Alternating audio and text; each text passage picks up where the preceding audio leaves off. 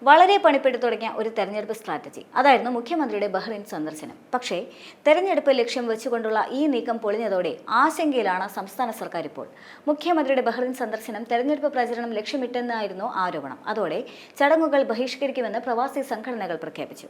കോൺഗ്രസ് അനുകൂല പ്രവാസി സംഘടനകളാണ് ഇതിനോടകം തന്നെ ചടങ്ങ് ബഹിഷ്കരിക്കുമെന്ന് പ്രഖ്യാപിച്ചിരിക്കുന്നത്.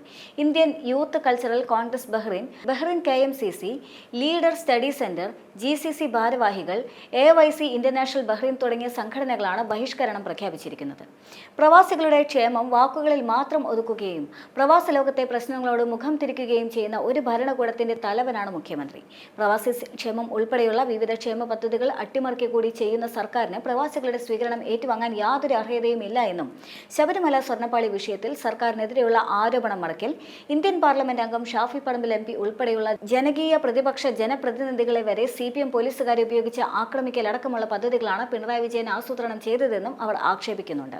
തൃശൂർ കുന്നംകുളം മണ്ഡലം യൂത്ത് കോൺഗ്രസ് പ്രസിഡന്റ് സുജിത്ത് ക്രൂരമായി പോലീസ് ലോക്കപ്പിൽ മർദ്ദിക്കപ്പെട്ട വിഷയത്തിൽ നാളിതുവരെ വാതുറക്കാൻ ആഭ്യന്തരമന്ത്രി കൂടിയായി പിണറായി വിജയൻ തയ്യാറായിട്ടില്ല. അദ്ദേഹത്തിന്റെ മകനെതിരെ സാമ്പത്തികപരമായ കേസിൽ ED സമൻസ് അയച്ചു.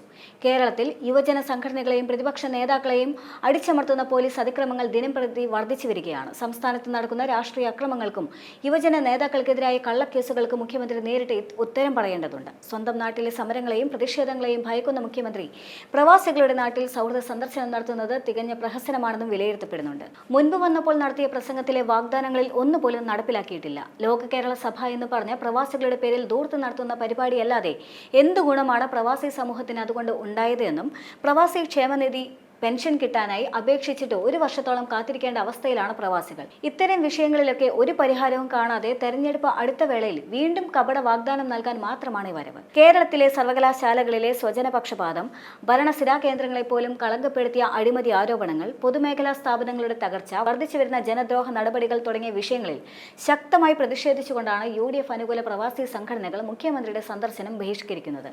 കേരളത്തിന്റെ വികസനത്തെക്കുറിച്ചും പ്രവാസികളുടെ ക്ഷേമത്തെക്കുറിച്ചും വെറും വാക്ക് പറഞ്ഞ് ാകാൻ ഒരുങ്ങുന്ന മുഖ്യമന്ത്രി ആദ്യം കേരളത്തിലെ സാധാരണക്കാരുടെയും യുവജനങ്ങളുടെയും പ്രശ്നം പരിഹാരം കാണണമെന്നും സന്ദർശനവുമായി ബന്ധപ്പെട്ട് ബഹ്റൈനിൽ ഒരുക്കുന്ന എല്ലാ സ്വീകരണ പരിപാടികളിൽ നിന്നും വിട്ടുനിൽക്കുമെന്നുമാണ് സംഘടനകളുടെ തീരുമാനം.